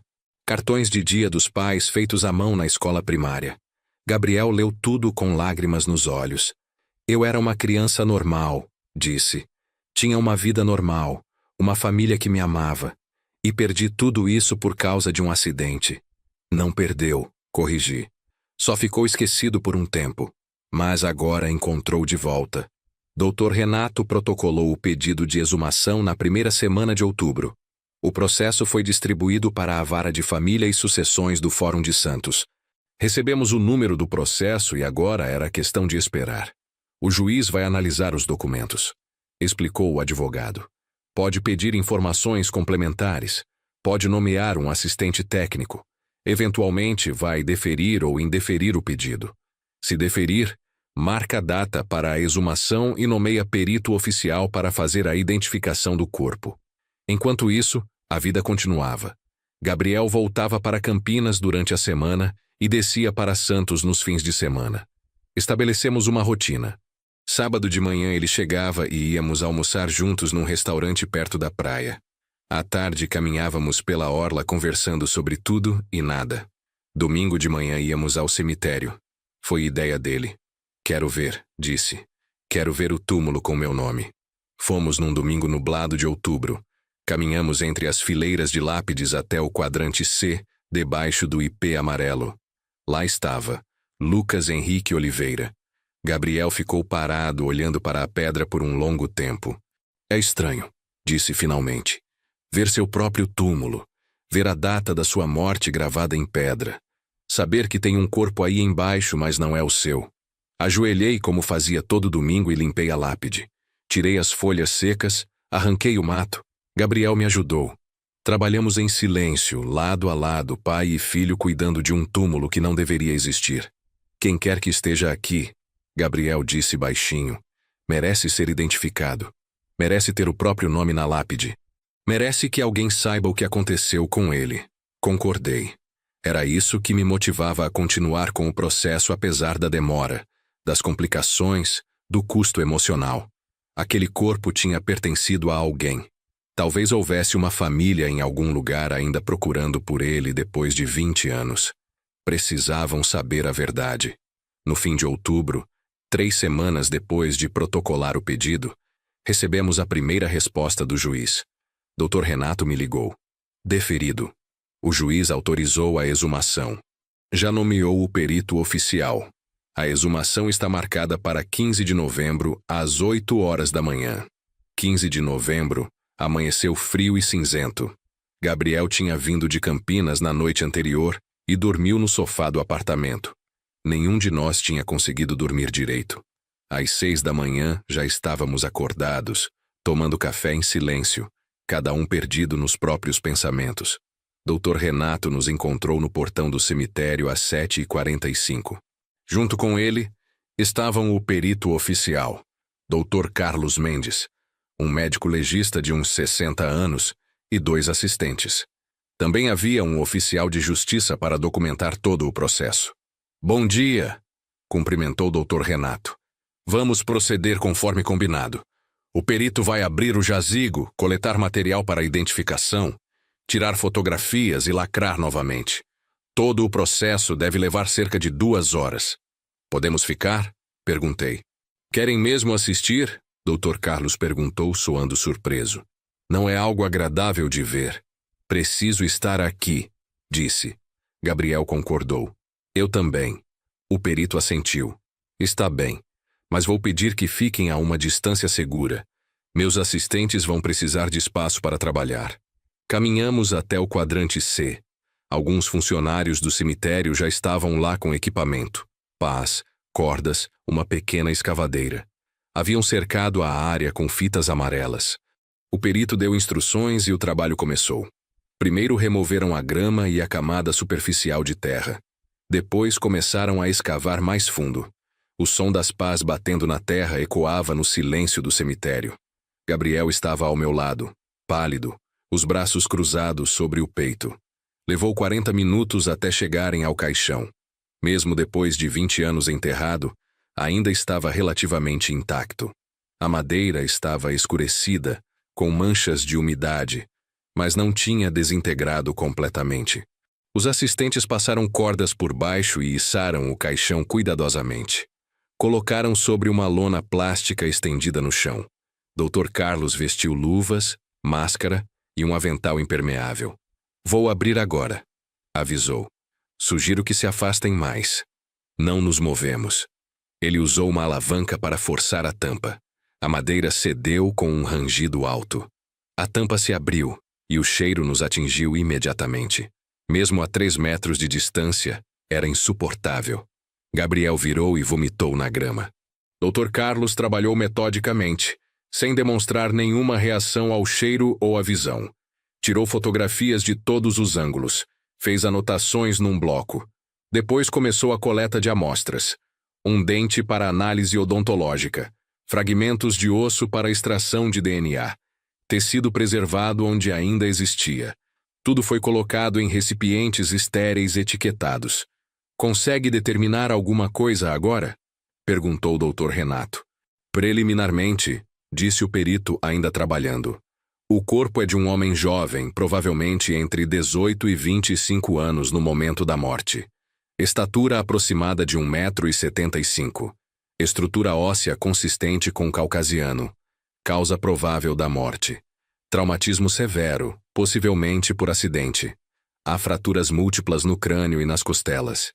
Isso bate com o laudo do acidente do Lucas, comentou o advogado. Bate, concordou o perito. Mas para a identificação positiva preciso comparar o DNA desse corpo com amostras de familiares do falecido. Vocês têm material genético dos pais do suposto Lucas Oliveira? Eu sou o pai, disse. Já coletamos meu DNA há 1 mês. Ótimo. Vou comparar as amostras desse corpo com a sua. Se houver compatibilidade, confirmará que é seu filho biológico. Se não houver, confirmará que é outra pessoa. A análise levaria mais 2 semanas. O caixão foi lacrado novamente e devolvido ao jazigo temporariamente. Se o corpo fosse identificado como sendo de outra pessoa, teria que ser removido e enterrado sob o nome correto. Voltamos do cemitério em silêncio. Gabriel estava destruído emocionalmente. Eu vi, disse com voz rouca. Vi o corpo que todos achavam que era eu. Durante 20 anos, as pessoas choraram por aquele corpo pensando que era eu. Você visitou aquele túmulo pensando que eu estava lá embaixo. Mas você não estava, disse firmemente. Você estava vivo, está vivo, esse é o que importa. Mas entendia o que ele sentia. Era perturbador, surreal, como se estivéssemos mexendo com as leis básicas da realidade. Morte deveria ser final, definitiva. Mas não tinha sido. De alguma forma impossível de explicar, meu filho tinha morrido e vivido ao mesmo tempo. As 2 semanas seguintes foram de ansiedade constante. Gabriel voltou para Campinas, mas conversávamos várias vezes por dia. Ele estava tendo dificuldade para dormir. Pesadelos recorrentes sobre o acidente, sobre corpos trocados, sobre despertar em lugares errados. No dia 1º de dezembro, Dr. Renato ligou. Saiu o resultado do perito, disse. Precisamos conversar pessoalmente. Podem vir ao escritório hoje. Gabriel estava em Santos naquele fim de semana. Fomos juntos. No escritório, o advogado nos esperava com uma pasta cheia de documentos. Sentem, disse, seu rosto sério. Sentamos. Meu coração batia tão forte que doía. O resultado do DNA do corpo, começou o Dr. Renato, foi comparado com o DNA do Sr. Francisco. Não há compatibilidade. O corpo enterrado no túmulo de Lucas Oliveira não é filho biológico do senhor. Era o que esperávamos, mas ouvir em voz alta ainda era chocante. Então quem é? Perguntei. O perito conseguiu identificar através de registros dentários, continuou o advogado. O corpo pertence a um jovem chamado Rodrigo Alves Santos, 19 anos, desaparecido desde 7 de novembro de 2005. A família dele registrou queixa de desaparecimento na época, mas ele nunca foi encontrado. Até agora. Gabriel cobriu o rosto com as mãos. Outro garoto morreu no meu lugar. Outra família perdeu um filho e nunca soube o que aconteceu com ele. A família dele ainda mora em Santos? Perguntei. Sim. A mãe, Dona Vera Santos, mora no bairro do Macuco. Ela fez campanha por anos procurando pelo filho. Distribuiu panfletos, fez boletins de ocorrência, nunca desistiu. O perito já entrou em contato com ela.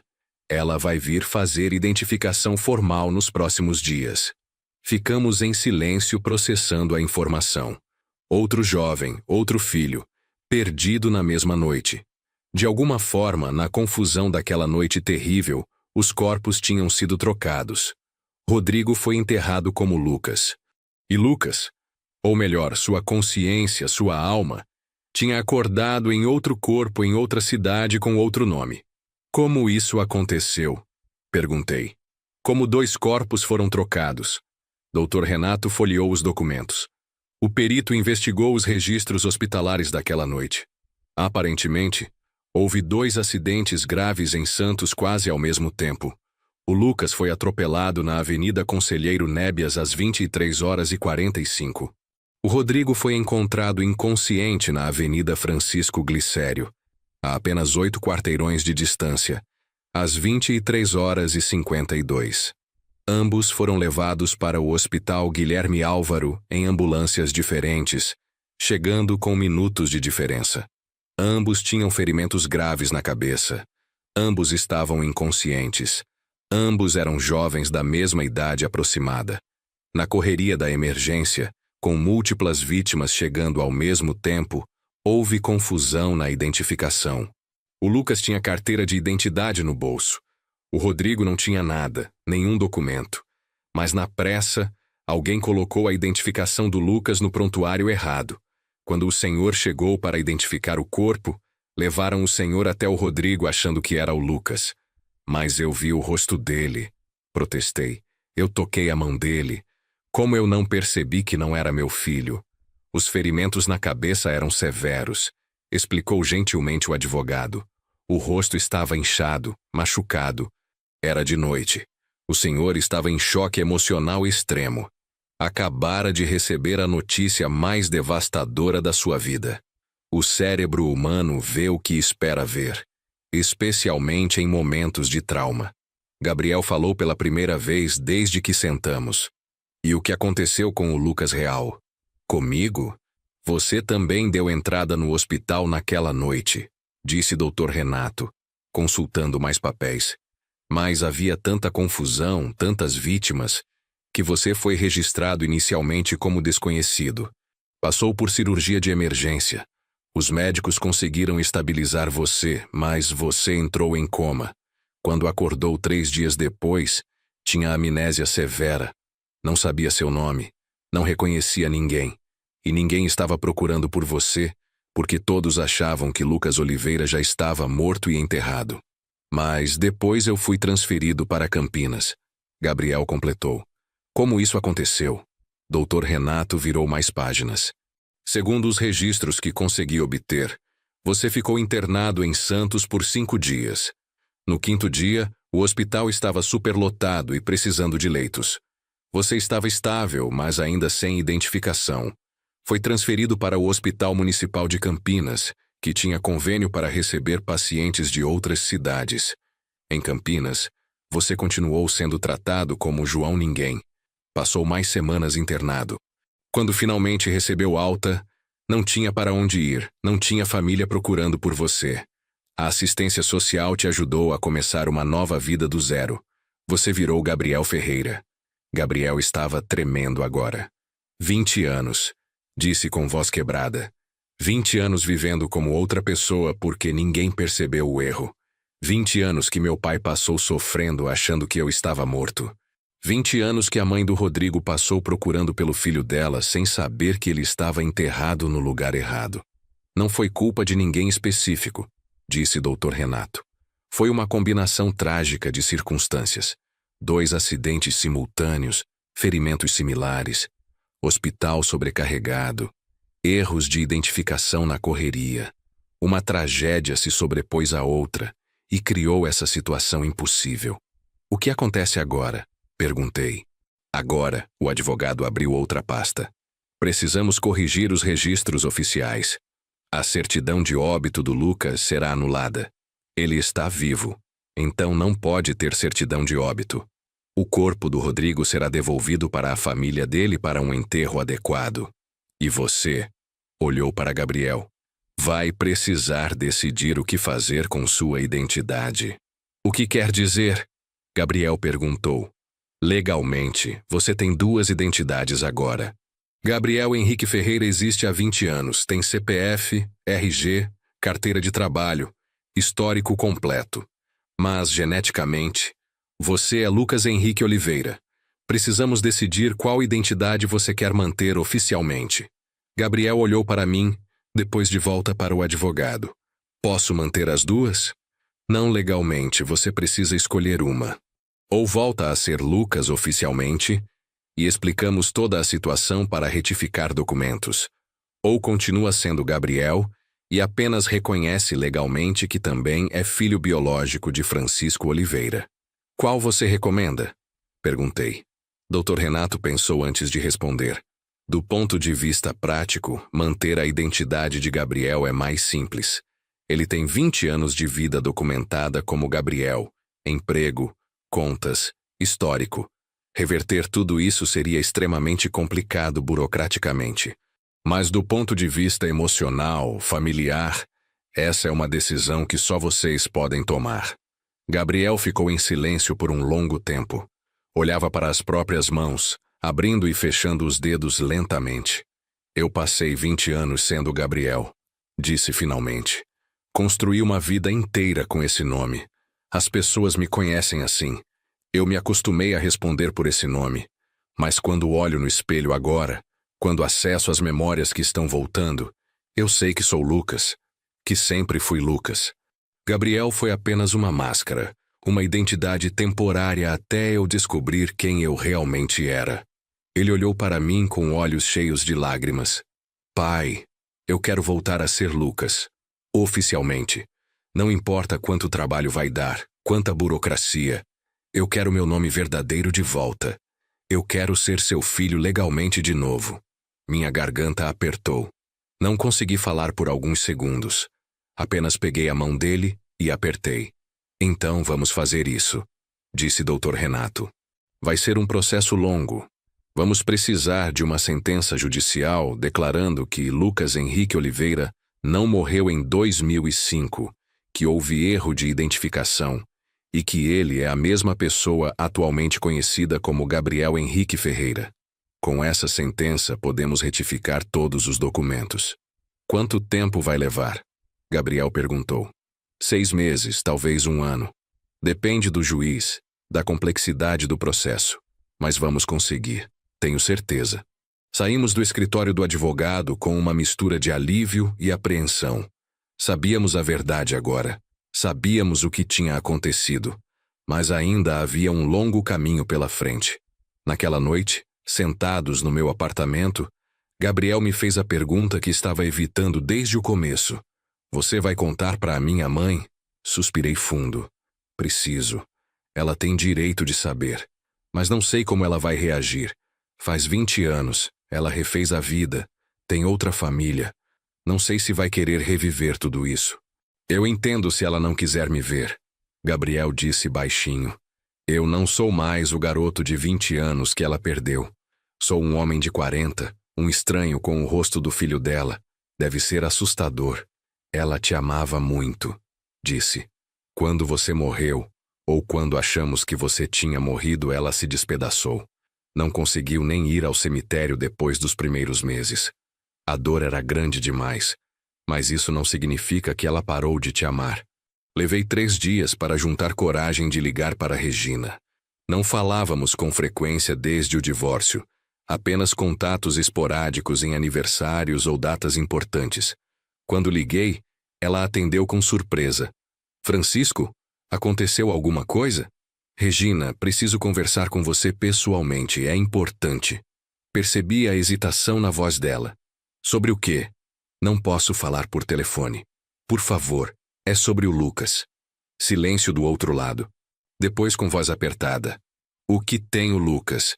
Ele está morto há 20 anos. É sobre isso que preciso falar. Você pode vir até Santos? Ou eu posso ir até você? Ela morava em Guarujá agora, cidade vizinha a Santos, do outro lado da ponte. Marcamos de nos encontrar num café na orla de Guarujá no sábado seguinte. Não contei para Gabriel. Queria falar com ela primeiro, preparar terreno, ver como ela reagiria antes de colocá-los frente a frente.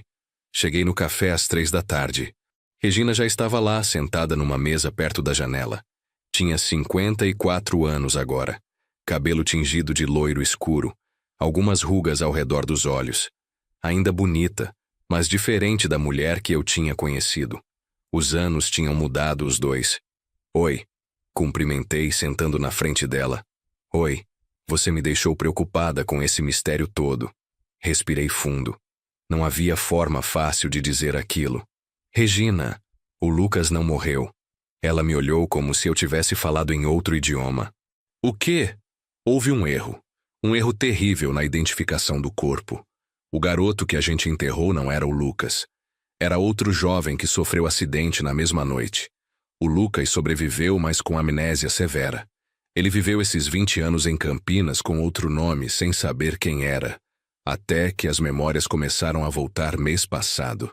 Regina ficou completamente imóvel. Seu rosto não demonstrava nenhuma expressão. Francisco, você está tendo um colapso nervoso? Você precisa de ajuda. Não estou tendo colapso, é verdade. Tenho provas. Peguei a pasta que tinha trazido e tirei os documentos. O resultado do DNA provando que Gabriel era meu filho biológico. O laudo do perito identificando o corpo no túmulo como sendo de Rodrigo Alves Santos. As fotos de Gabriel. Os registros médicos de Campinas. Coloquei tudo na mesa na frente dela. Leia. Regina leu cada documento com mãos tremendo. Vi quando a incredulidade no rosto dela começou a dar lugar para outra coisa. Choque. Esperança. Medo. Quando terminou de ler, ela olhou para mim com olhos marejados. Ele está vivo, sussurrou. Onde ele está? Ele está vivo e quer te ver. Mas está com medo de como você vai reagir. Ele não é mais o menino de 20 anos que você conhecia. Ele tem 40 agora, viveu uma vida inteira que a gente não fez parte. Ele está confuso, tentando reconciliar duas identidades diferentes. Eu não me importo, ela disse. Lágrimas escorrendo livremente agora. Eu não me importo se ele tem 40 ou 60. Ele é meu filho. Eu pensei que tinha perdido ele para sempre. E você está me dizendo que ele está vivo. Peguei o celular e mandei mensagem para Gabriel. Sua mãe quer te ver. Pode vir? Ele respondeu em 2 minutos. Estou a caminho. Tinha combinado com ele de esperar num café a 3 quarteirões dali, pronto para vir se Regina reagisse bem. Ele chegou 15 minutos depois. Entrou no café olhando ao redor até nos ver. Quando os olhos dele encontraram os de Regina, ambos congelaram. Ela se levantou devagar da cadeira. Ele caminhou até a mesa. Ficaram parados um na frente do outro, sem falar, apenas olhando. Lucas, ela disse finalmente, sua voz quebrando. Mãe, ele respondeu. E então ela o abraçou. Abraçou forte, como se quisesse ter certeza de que ele era real, sólido, que não ia desaparecer. Gabriel abraçou de volta, seu corpo inteiro tremendo com soluços. Choraram juntos por longos minutos ali no meio do café, indiferentes às pessoas olhando. Eu me afastei um pouco, dando espaço para eles. Era o momento deles. Mãe e filho reunidos depois de 2 décadas de ausência impossível. Quando finalmente se separaram, sentaram lado a lado e conversaram por horas. Regina fez milhares de perguntas. Como ele estava? Onde morava? Do que se lembrava? Gabriel respondeu tudo com paciência, contando sobre os 20 anos como Gabriel, sobre o vazio constante que sentia, sobre as memórias que estavam voltando. Ela segurou a mão dele o tempo todo, como se temesse que ele fosse desaparecer se ela soltasse. O sol se pôs e a noite chegou. O café fechou e fomos para a calçada, ainda conversando. Eventualmente, Regina disse: Você vai conhecer seu irmão, Pedro. Ele tem 15 anos. Eu nunca falei muito sobre você para ele. Era doloroso demais. Mas ele precisa saber que tem um irmão mais velho. Eu gostaria de conhecer ele, Gabriel disse. Ficamos mais 1 hora ali na calçada, planejando o futuro. Gabriel continuaria o processo de retificação de documentos para voltar a ser Lucas oficialmente. Continuaria trabalhando em Campinas por enquanto, mas viria para Santos com mais frequência para passar tempo com a família. Regina queria que ele conhecesse Paulo, o marido dela, e Pedro. Queria reintegrá-lo na família, dar a ele os 20 anos que tinham perdido. Não seria fácil. Havia feridas que nunca fechariam completamente, perguntas que nunca teriam respostas satisfatórias. Como exatamente a consciência dele tinha saltado de um corpo para outro? Por que as memórias tinham levado 20 anos para voltar? Como ele conseguiria reconciliar as duas vidas, os dois conjuntos de experiências, as duas identidades? Mas estávamos juntos agora. Família de novo, imperfeita, remendada, mas completa de uma forma que não tinha sido por 2 décadas.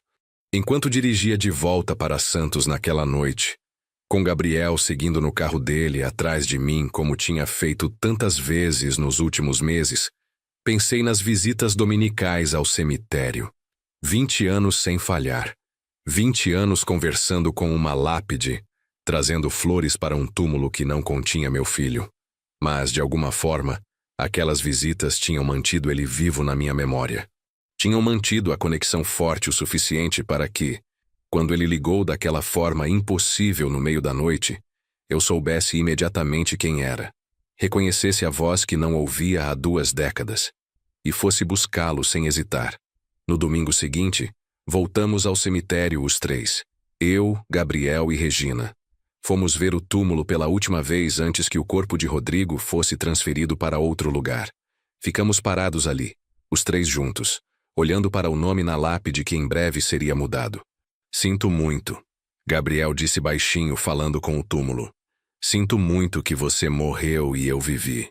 Sinto muito que sua família sofreu todos esses anos sem saber onde você estava. Espero que agora você possa finalmente descansar em paz com seu próprio nome.